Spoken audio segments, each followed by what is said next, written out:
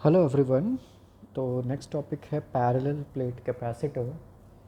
A parallel plate capacitor consists of two large plain parallel conducting plates separated by a small distance.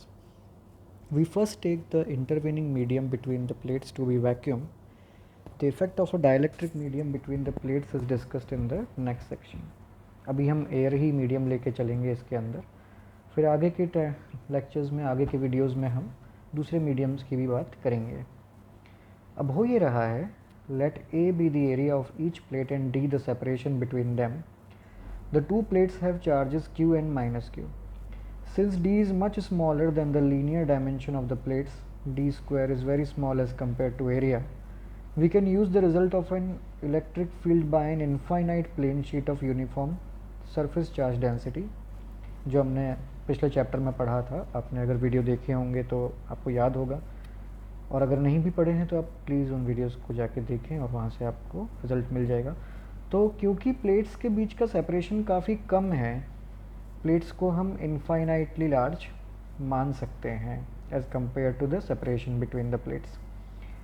और फिर इसके बाद अगर बात करें तो हम ये कह सकते हैं कि बीच के किसी भी पॉइंट पे, यहाँ कहीं पे, यहाँ पे एक प्लेट की वजह से अगर sigma by 2 epsilon not field आती है, तो दूसरे की वजह से अट्रैक्टिव उतनी ही सिग्मा बाय 2 एप्सिलॉन नॉट आ जाने से वो बीच में ऐड होकर के आपका वैल्यू हो जाता है सिग्मा बाय एप्सिलॉन नॉट। लेकिन वहीं हम रीजन फर्स्ट या रीजन सेकंड की बात करते हैं, जो बाहर के रीजन्स हैं।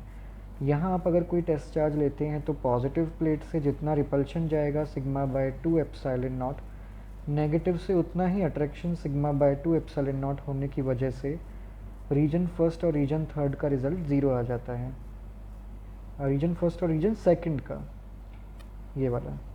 लेकिन हम इनर रीजन की बात करें, प्लेट्स 1 और 2 के बीच के एरिया की बात करें, तो वहाँ जैसा कि मैंने ऊपर डायग्राम में भी आपको बताया था, दोनों इलेक्ट्रिक फील्ड्स आपस में ऐड हो जाती हैं दोनों सिंगल लेयर्स की वजह से, और वो ऐड होकर सिग्मा बाय एप्सिलॉन नॉट बन जाता है। The direction of electric field is from the positive to the negative plate. Thus, the electric field is localized between the two plates and is uniform throughout. For plates with finite area, this will not be true near the outer boundaries of the plates. The field lines bend outwards at the edge, an effect called fringing of the field. By the same token, sigma will not be strictly uniform on the entire plate. Or however, d square is very small as compared to area. These effects can be ignored in the regions sufficiently far from the edges, and the field there is given by equation 2.41. Now for uniform electric field, potential difference is simply the electric field between the distance between the plates, electric field times the distance between the plates, that is potential difference V is equal to E into D. E आपने निकाला, ऊपर sigma by epsilon nought था, sigma को लिख दिया charge upon area, तो आपके पास में potential difference between the plates की वैल्यू आ गई। ये रिलेशन पिछले चैप्टर से है, इलेक्ट्रोस्टैटिक्स का जो फर्स्ट चैप्टर था। और कैपेसिटेंस की ऊपर आपने डेफिनेशन देखी लास्ट वीडियो में, C equal to Q divided by potential difference between the plates. तो कैपेसिटेंस तो चलिए, अगर Q की वैल्यू की बात करें तो Q चार्ज ही स्टोर्ड है, और यहाँ फर्स्ट इक्वेशन से मैं पोटेंशियल डिफरेंस की वैल्यू ला के यहाँ सब्सटीट्यूट करता हूँ, तो क्यू डी अपॉन का ए एप्सिलॉन नॉट चला जाता है ऊपर, क्यू से क्यू हो जाता है कैंसिल, तो कैपेसिटेंस आ जाएगा आपके पास A epsilon nought by D, which as expected depends only on the geometry of the system, जैसा कि हमने पहले पढ़ा है। फर्स्ट वीडियो जो इस टॉपिक का था कैपेसिटर का, इससे पहले वाला, उसमें देखा था। तो अगर हम 1 मीटर स्क्वायर एरिया की प्लेट लेते हैं और प्लेट्स के बीच का सेपरेशन 1 मिलीमीटर मान लेते हैं, और ये वैल्यूज़ ले जाके हम अगर ए एप्सिलॉन नॉट बाई डी में सब्सटीट्यूट करते हैं, तो वैल्यू हमारी 8.85 इंटू 10⁻⁹ फेरेड आती है। और इस तरीके से पता लगता है, ये बात फिर से कंफर्म होती है, पिछले वीडियो में हमने देखा भी है, that 1 farad is too big a unit in practice as remarked earlier. अगर 1 फेरेड बहुत बड़ा है तो फिर यूनिट्स कौन से फॉलो होंगे, माइक्रो फेरेड, पिको फेरेड, है ना। Another way of seeing the bigness of 1 farad is to calculate the area of plates needed to have capacitance of 1 farad for a separation of say 1 centimetre. तो 1 फेरेड का capacitance बनाने के लिए जो plates चाहिए उनका एरिया 10⁹ मीटर स्क्वायर आ रहा है, which is a plate of about 30 kilometer in length and breadth, which is obviously too big a size to make it practically possible. Now what is the effect of dielectric on capacitance? Dielectric insert करने से capacitance को क्या फ़र्क पड़ता है? तो देखिए, अभी हमने एयर के लिए रिलेशन फाइंड करके देखा है। ये इलेक्ट्रिक फील्ड का रिलेशन है एयर में, ये पोटेंशियल डिफरेंस है, ये कैपेसिटेंस है। ये अभी रिसेंटली हमने ऊपर वाले पेज पे खुद ही इसी वीडियो में हमने कैलकुलेट किए हैं। लेकिन अगर मैं कोई मीडियम इंट्रोड्यूस कर देता हूँ, तो मीडियम इंट्रोड्यूस करने से क्या होगा, मैं सीधा आपको 3-4 लाइन नीचे ले जाके दिखाता हूँ। जैसे ही आप मीडियम इंट्रोड्यूस करते हैं, तो मीडियम इंट्रोड्यूस करने से 2-3 मेजर चेंजेस आ जाते हैं। अगर मैं थोड़ा इजीली बताऊं आपको, तो सबसे पहले तो electric field sigma by epsilon not की जगह सिग्मा बाय के एप्सिलॉन नॉट हो जाती है। पोटेंशियल डिफरेंस ई इंटू डी की जगह, ई नॉट इंटू डी की जगह ई एम इंटू डी हो जाता है, यानी सिग्मा बाय के एप्सिलॉन नॉट इंटू डी। और फिर वही कैपेसिटेंस में भी आपको वो असर दिखाई देता है, क्यू डिवाइडेड बाय, और सिग्मा को भी हम चार्ज अपॉन एरिया लिख दें पहले की तरह, बाकी चीज़ें एज इट इज़।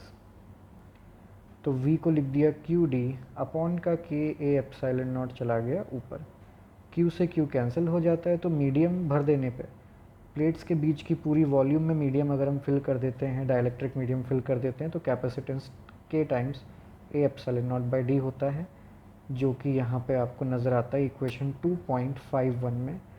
जो रिज़ल्ट इन्होंने कैलकुलेट करा है, सेम यही चीज़ें आपको इसमें मिल जाएंगी। देखो, जो हमारा पोटेंशियल डिफरेंस है वो यहाँ 2.50 इक्वेशन से मैच हो रहा है ना। बीच में इन्होंने थोड़ा तरीका अलग लिया है, but I think this way is much easier to deal with the things, क्योंकि पीछे आपने एयर में जो मेथड यूज़ किया है एनसीईआरटी के अंदर ही था, ये वाला जो मेथड था जो एयर में यूज़ हो रहा था, मैंने मीडियम में ले जाके भी वही मेथड यूज़ कर दिया है। बस परमिटिविटी मैंने चेंज कर दी है, एप्सिलॉन नॉट की जगह जहाँ जहाँ एप्सिलॉन नॉट पहले लिखा था ऊपर एयर वाली इक्वेशंस के लिए, वहाँ मैंने सिंपली के टाइम्स एप्सिलॉन नॉट लिख दिया। That is the only change I have done. So this approach I think is much easier to deal with to get the same result which they are getting over here. तो कुल मिला के बात यह है कि अगर हम प्लेट्स के बीच में एक डाइलेक्ट्रिक मीडियम फिल कर देते हैं, तो कैपेसिटेंस के टाइम्स बढ़ जाता है as compare to that was in air. Thus, the dielectric constant of a substance is a factor greater than 1 by which the capacitance increases from its vacuum value when the dielectric is inserted fully between the plates of a capacitor. Though we arrived at equation 2.54 for the case of a parallel plate capacitor, it holds good for any type of capacitor and can in fact be viewed in general as a definition of dielectric constant of a substance. देखिए, ये equation वैसे तो PPC के लिए हमने करा है, parallel plate capacitor के लिए किया है डिराइव, बट अगर आप किसी और टाइप के कैपेसिटर पर भी यूज़ करना चाहते हैं, you will get the same desired results. Okay, और उसी पे बेस्ड एक क्वेश्चन यहाँ पे आपको दिखेगा। A slab of material of dielectric constant K has same area as the plates of a parallel plate capacitor but has a thickness 3/4 of total thickness, where d is the separation between the plates. How is the capacitance change when the slab is inserted? यानी इस बार हमने slab insert करी है लेकिन पूरे space में नहीं enter करी, टोटल डी सेपरेशन है, तो उसके 3/4 के अंदर ही हमने स्लैब इंसर्ट की हुई है। ये 3/4 विड्थ है।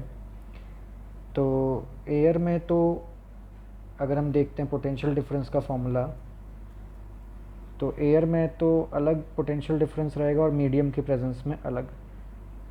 Now potential difference is electric field into width, तो ई नॉट इलेक्ट्रिक फील्ड तो मिली आपको 1/4 स्पेस में, और ई नॉट बाय के मिला आपको 3/4 ऑफ डी में, और ये पूरा जुड़ कर के जो है ये आपके पास में पोटेंशियल डिफरेंस का वैल्यू आ जाता है, जो कि एलसीएम वगैरह लेके सॉल्व करने पे यहाँ बता रखा है कि वी नॉट के प्लस 3 डिवाइडेड बाय 4k के इक्वल आता है। The potential difference decreases by a factor k plus 3 by 4k, while the charge q naught on the plates remains unchanged.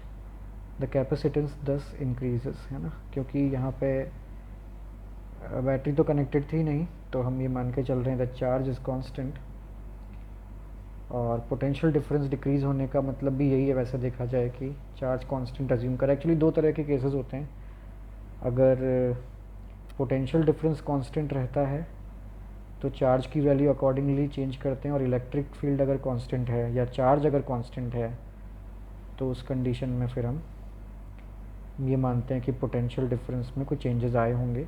तो वो टाइम टू टाइम जैसे भी आप आगे बढ़ेंगे और चीज़ें आपके माइंड में क्लियर होती जाएंगी। अब नेक्स्ट है कॉम्बिनेशन ऑफ कैपेसिटर्स, जो हम नेक्स्ट वीडियो में देखते हैं।